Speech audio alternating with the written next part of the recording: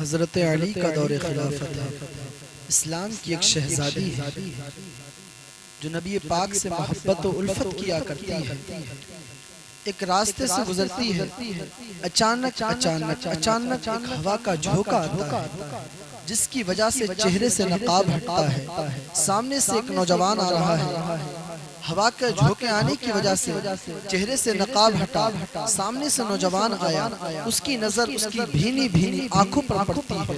ادھر نظر کا پڑنا تھا، اس کی دل کی دنیا بدل جاتی ہے۔ اس کے دل میں یہ تہیہ وہ کر لیتا ہے کہ اب مجھے اگر محبت و الفت یا نکاح کرنا ہے تو اسی اسلام کی چہیتی سے کرنا ہے۔ اللہ اکبر۔ اسے دیکھنے کے بعد میں وہ اپنے گھر پر واپس جاتا ہے اور جانے کے بعد میں اپنی خادمہ سے کہا کرتا ہے، چونکہ پہلے خادمہ ہوا کرتی تھی، وہ خادمہ سے کہتا ہے، اے بوڑھی ماں، فلاں قبیلے میں نے ایک خاتون دیکھی ہے، اللہ اکبر، جس کی نظریں بڑی بھینی بھینی ہیں، جس کو میں نے ایک مرتبہ دیکھا تھا، اللہ اکبر، آج بھی میں اپنے سینے میں ٹھنڈک محسوس کر رہا ہوں، میں چاہتا ہوں کہ میرا نکاح اس خاتون سے ہو جائے۔ خادمہ سے کہتا ہے اور کہنے کے بعد میں خادمہ کا پیغام پہنچانا کام ہوا۔ نوجوان کی بات کو سنا، سننے کے بعد میں اس خاتون کے پاس جاتی ہے اور جانے کے بعد میں عریضہ پیش کرتی ہے، کہتی ہے، بیٹی تجھے فلاں شخص نے انوائٹ کیا ہے، فلاں شخص نے تجھے مدعو کیا ہے، وہ تجھ سے نکاح کرنا چاہتا ہے، اس نے نکاح کا پیغام پہنچایا ہے۔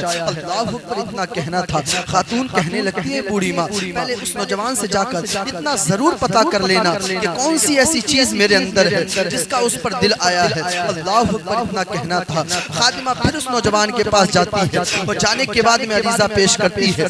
شہزادی نے کہا ہے کہ کون سی میرے اندر ایسی چیز ہے کہ جس پر اس کا دل آ گیا ہے، اتنا کہنا تھا۔ نوجوان کہتا ہے، بوڑھی ماں، جب ہوا کا جھونکا آیا تھا، اچانک سے اس کے چہرے سے نقاب ہٹا تھا، ادھر نقاب کا ہٹنا تھا، میری نظر اس کی آنکھوں پر پڑی تھی اور آنکھیں کتنی پیاری تھی کہ جس کو دوبارہ میں پھر سے دیکھنے کی تمنا کرتا ہوں۔ اللہ اکبر، آنکھوں پر نظر کا پڑنا تھا، اس کی دل کی دنیا بدل گئی، اتنا کہنا تھا۔ خادمہ پھر اس خاتون کے پاس جاتی ہے اور جانے کے بعد میں عریضہ پیش کرتی ہے کہ فلاں شخص نے جو تیرے اندر دیکھا تھا، تیری آنکھوں پر دل آیا تھا اور وہ کہنا چاہتا ہے کہ اتنی پیاری آنکھیں ہیں کہ جس کو دیکھنے کے بعد میں آج بھی میں ٹھنڈک محسوس کر رہا ہوں، اتنا کہنا تھا۔